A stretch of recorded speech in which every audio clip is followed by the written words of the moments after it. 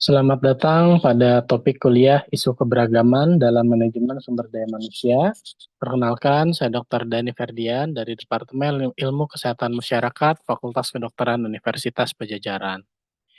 Isu keberagaman dalam manajemen sumber daya manusia mengacu pada pengelolaan keberagaman dalam lingkungan kerja yang mencakup perbedaan karakteristik pribadi seperti ras, etnis, gender, usia, orientasi seksual, kemampuan fisik, latar belakang budaya, dan lain-lain.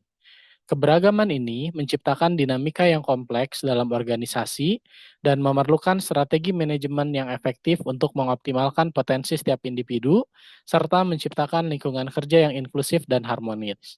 Keberagaman dapat membawa perspektif, ide, dan pendekatan yang berbeda dalam menyelesaikan masalah yang dapat mendorong inovasi dan juga kreativitas. Aspek-aspek keberagaman dalam sumber daya manusia diantaranya adalah ras dan etnis, gender, usia, orientasi seksual, kemampuan fisik, latar belakang budaya dan agama.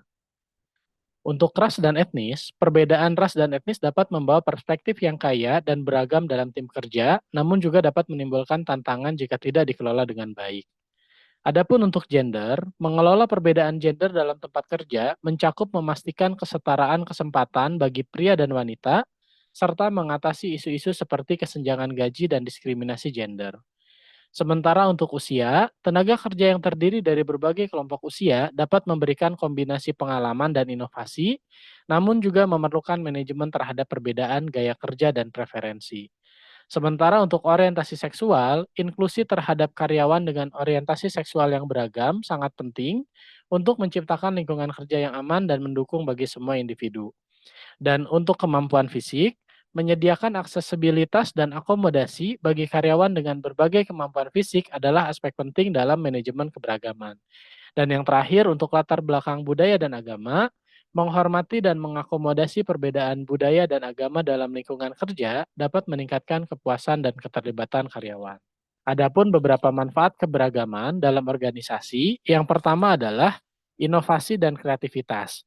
Keberagaman dalam tim dapat meningkatkan inovasi dan kreativitas. Ketika individu dengan perspektif dan latar belakang yang berbeda bekerja sama, mereka cenderung menghasilkan ide-ide baru dan solusi inovatif untuk masalah yang ada. Keberagaman ini dapat mendorong proses berpikir yang lebih komprehensif dan out of the box. Manfaat yang kedua adalah pengambilan keputusan yang lebih baik. Tim yang beragam cenderung membuat keputusan yang lebih baik karena mereka mempertimbangkan berbagai perspektif dan pendekatan. Keberagaman mendorong diskusi yang lebih mendalam dan analisis yang lebih kritis terhadap isu-isu yang dihadapi. Manfaat yang ketiga adalah meningkatkan kinerja organisasi. Studi menunjukkan bahwa perusahaan dengan tingkat keberagaman yang tinggi seringkali memiliki kinerja keuangan yang lebih baik. Keberagaman ini memungkinkan organisasi untuk lebih memahami dan memenuhi kebutuhan pasar yang beragam dan meningkatkan daya saing mereka. Dan yang terakhir, manfaat keberagaman adalah untuk reputasi dan citra perusahaan. Organisasi yang menerapkan kebijakan keberagaman dan inklusi yang efektif cenderung memiliki citra positif di mata publik dan calon karyawan. Hal ini dapat meningkatkan reputasi perusahaan dan menarik lebih banyak talenta yang berbakat. Namun demikian, keberagaman ini memiliki beberapa tantangan. Adapun tantangan dalam mengelola keberagaman, di antaranya, walaupun keberagaman memiliki banyak manfaat, mengelolanya juga menimbulkan tantangan, seperti potensi terjadinya konflik antar karyawan yang berasal dari latar belakang berbeda. Perbedaan nilai, norma, dan persepsi dapat menyebabkan miskomunikasi dan ketidakpahaman. Oleh karena itu, diperlukan strategi manajemen yang efektif untuk mengelola konflik dan mempromosikan lingkungan kerja yang inklusif.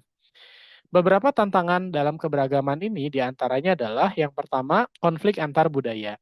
Perbedaan dalam nilai, norma, dan persepsi antar karyawan dapat menyebabkan konflik dan ketidakpahaman. Konflik ini dapat mengganggu kinerja tim dan menurunkan produktivitas jika tidak dikelola dengan baik. Yang kedua, tantangannya adalah miskomunikasi. Keberagaman bahasa dan budaya dapat menyebabkan miskomunikasi yang berpotensi merusak kerjasama tim. Perbedaan dalam cara berkomunikasi dan gaya interaksi sosial dapat menimbulkan kesalahpahaman dan juga ketegangan. Yang ketiga, tantangannya adalah resistensi terhadap perubahan. Beberapa karyawan mungkin menunjukkan resistensi terhadap inisiatif keberagaman karena ketidaknyamanan dengan perubahan atau perasaan terancam oleh perbedaan. Manajemen tentu perlu mengatasi resistensi ini melalui komunikasi yang efektif dan pendidikan berkelanjutan. Melihat berbagai tantangan tersebut, maka dibutuhkan strategi dalam pengelolaan keberagaman. Manajer sumber daya manusia perlu mengembangkan strategi yang mendukung keberagaman dan inklusi dalam organisasi. Beberapa strategi yang dapat diterapkan antara lain, yang pertama adalah pelatihan keberagaman. Pelatihan keberagaman membantu karyawan memahami pentingnya keberagaman dan cara berinteraksi dengan rekan kerja dari latar belakang yang berbeda. Pelatihan ini dapat mencakup topik-topik seperti kesadaran budaya, bias implisit, dan keterampilan komunikasi lintas budaya. Strategi yang kedua adalah kebijakan rekrutmen inklusif.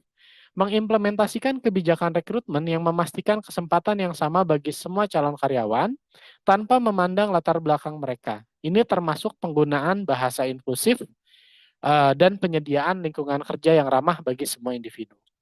Strategi yang ketiga adalah mentoring dan sponsorship.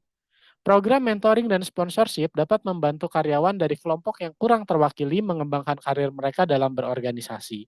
Mentoring menyediakan bimbingan dan dukungan, sementara sponsorship melibatkan pengembangan hubungan yang dapat membantu karyawan mendapatkan peluang promosi dan pengembangan.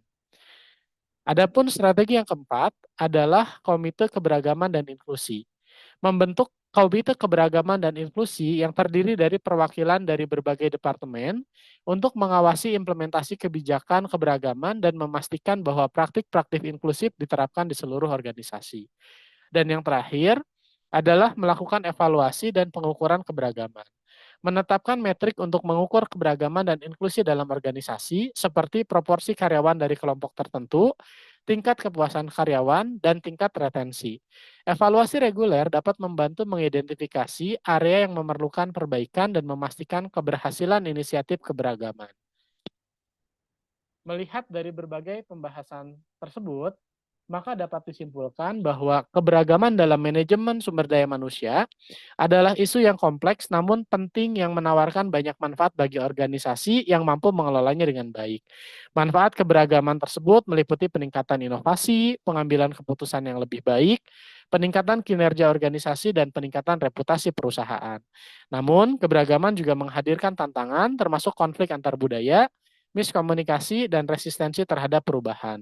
Untuk mengatasi tantangan tersebut, maka manajemen harus mengembangkan strategi yang komprehensif dan inklusif, seperti pelatihan keberagaman, kebijakan rekrutmen inklusif, program mentoring, membentuk komite, dan evaluasi keberagaman. Demikian perkuliahan ini disampaikan. Terima kasih untuk perhatian yang diberikan, dan sampai jumpa pada topik yang lain.